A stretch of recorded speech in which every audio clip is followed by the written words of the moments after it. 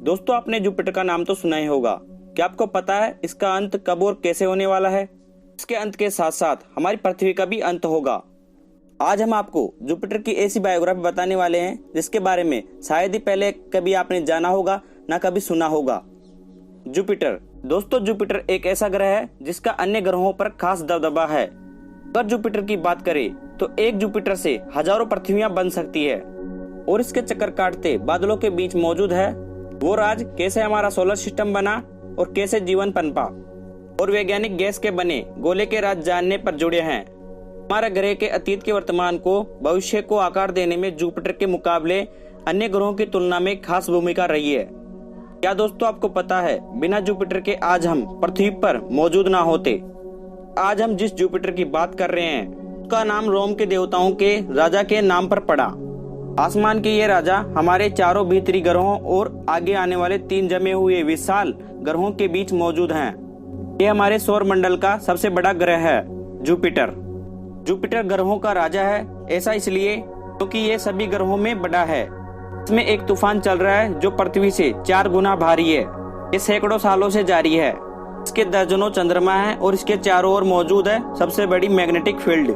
Jupiter से जो भी चीज जुड़ी है वह बड़ी ही चीज है, इसका कोई छोटी चीज से संबंध नहीं है। अगर दोस्तों हम सौर मंडल पर दूर से नजर डालें तो हम कहेंगे सूर्य जुपिटर मलबे से बने हैं।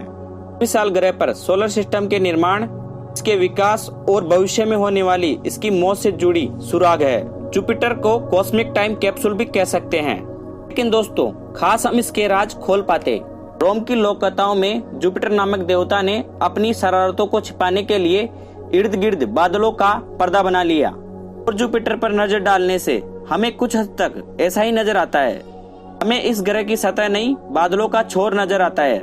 गैस का यह नकाब जुपिटर के सबसे गहरे राजों को छुपाए रहता है। जुपिटर का सबसे बड़ा रहस्य यह है इसके केंद्र में क्या है, इसका कोर क्या है, इसके बारे में हमें अब तक नहीं पता। लेकिन दोस्तों हम ये जानते हैं जुपिटर के अंदर जो कुछ भी हो रहा है इस ग्रह को ताकत मिलती है। अगर हम इस बारे में ज्यादा जानना चाहते हैं ग्रहों के सेंसा पर ज्यादा क्या कुछ हो रहा है, हमें इन बादलों को हटाकर उनके पार झांकना होगा। दोस्तों फिजिक्स हमें यह बताती है कि इसका विशाल वायुमंडल बहुत डरावना है। गैस का विशाल ग्रह होने के कारण हम जैसे जैसे इसकी गहराई तक जाएंगे यह और ज्यादा सघन होता जाएगा, दबाव बढ़ता जाएगा। बादलों के ऊपरी हिस्से से इसके केंद्र तक की दूरी 68,800 किलोमीटर है, यानी किसी जेट में सफर करने पर 3 दिन में पहुंचेंगे। ये सफर उथल पुथल से भरा होगा। ये बात जानते हैं क्योंकि हमने कोशिश की है। गैलीलियो कई साल तक जुपिटर की परिक्रमा करते हुए इस ग्रह के ऊपरी हिस्से में मौजूद बादलों और इसके परिक्रमा करते हुए चंद्रमाओं पर नजर डालता रहा। आखिरी में वैज्ञानिकों ने एक और प्रयोग करने की कोशिश की। 7 दिसंबर 1995 में नासा के गैलीलियो स्पेसक्राफ्ट ने 337 किलोग्राम वजनी टाइटेनियम को जुपिटर के वायुमंडल में गिराया गया। बादलों के ऊपरी हिस्से से करीब 1 लाख किलोमीटर प्रति घंटे के हिसाब से जुपिटर से टकराया कि इस ग्रह का मास पृथ्वी से 1000 गुना ज्यादा। इसका मतलब ये कि नीचे की ओर जाने पर दबाव व घनत्व बहुत ज्यादा हो जाता है। प्रोब के सेंसरों ने बताया इसके वायुमंडल में 90% हाइड्रोजन है। यहाँ का तापमान 300 डिग्री से भी बहुत ज्यादा है। यहाँ की हवा की रफ्तार 640 किलोमीटर प्रति घंटा है। वैज्ञानिकों ने जितना सोचा था यह उसके मुकाबले ये उथल पुथल से भरा है। जुपिटर के वायुमंडल में दाखिल होने के 58 मिनट बाद 156 किलोमीटर नीचे उतरने के बाद प्रोब भाप बन के उड़ जाता है। इससे जुपिटर के ज्यादातर राज हमारी पहुंच से बाहर है। जब एटम के टुकड़े हो जाते हैं जिससे हाइड्रोजन गैस तरल में बदल जाती है, तरल धातु ग्रह के तल में गहराई में इकट्ठी हो जाती है। यह संरचना बहुत ही सघन होती है। जुपिटर के बीच वाले हिस्से में मरकुरी गेंद नजर आती है। जबरदस्त दबाव के कारण तरल हाइड्रोजन गर्मी के रूप में ऊर्जा छोड़ती है, जिससे इस धातु के गोले के छोर का तापमान बढ़कर 11,000 डिग्री सेल्सियस हो जाता है। इसके अंदर क्या कुछ मौजूद है भी एक रहस्य है कि इस गैस तरल के नीचे पतीला ग्रह भी हो सकता है, प्रेस पर गेंद भी हो सकती है। ऐसा लगता है वहां पर कोई ठोस चीज मौजूद हो। दरअसल जुपिटर के अंदर जो कुछ प्रक्रिया चल रही है से ही इस ग्रह को ऊर्जा मिलती है। इसी ऊर्जा से सोलर सिस्टम को आकार मिलता है। सोलर सिस्टम में सूर्य के अलावा ज्यादा असरदार जुपिटर है। लेकिन यह महाकाय ग्रह सिकुड़ रहा है। दोस्तों, जुपिटर की ताकत कम हो रही है या ग्रेविटी की वजह से इसकी सारी गैस व तरल एकजुट हो रहे हैं। इससे जुपिटर का अंदरूनी हिस्सा गर्म हो रहा है। गर्मी जुपिटर की सतह से उठकर स्पेस में पहुंच जाती है। गैस का बना ग्रह ठंडा होकर सिकुड़ता है। अपने शुरुआत से लेकर अब तक 1/3 छोटा हो चुका है। के ठंडे हो जाने से सिकुड़ने की प्रक्रिया धीमी हो रही है। शुरुआत में जहां यह 1 इंच प्रति वर्ष थी, वहां इंच छोटा सा हिस्सा रह गया है। हो सकता है कि यह 1000 साल तक यूं ही सिकुड़ता रहे, फिर भी सोलर सिस्टम का सबसे बड़ा और सबसे ताकतवर ग्रह बना रहेगा। जुपिटर के धीमे धीमे सिकुड़ने की प्रक्रिया तो नजर नहीं, लेकिन ऊपर उठती गैस के प्रभाव जरूर नजर आते हैं। इसी कारण से जुपिटर का मौसम बहुत कमाल का है। वहाँ बादलों के रंग बिरंगे छल्ले हैं। पृथ्वी पर सूर्य की गर्मी मौसम को संचालित करती है। अगर सूर्य गुम हो जाए तो हमारा मौसम भी रुक जाएगा, लेकिन जुपिटर का मौसम फिर भी जारी रहेगा। कारण ये कि इसे अपना मौसम सूर्य से नहीं, इसके अंदरूनी हिस्से से मिलता है। गर्मी में उबलती हुई सुपर गैस के बीच से ऊपर की ओर उठती है। इन्हीं से निर्माण होता है जुपिटर के हैरत अंग्रेज मंडराते बादलों का। दोस्तों, ये विशाल ग्रह हर समय पर 46,400 किलोमीटर प्रति घंटे की रफ्तार से घूमता रहता है।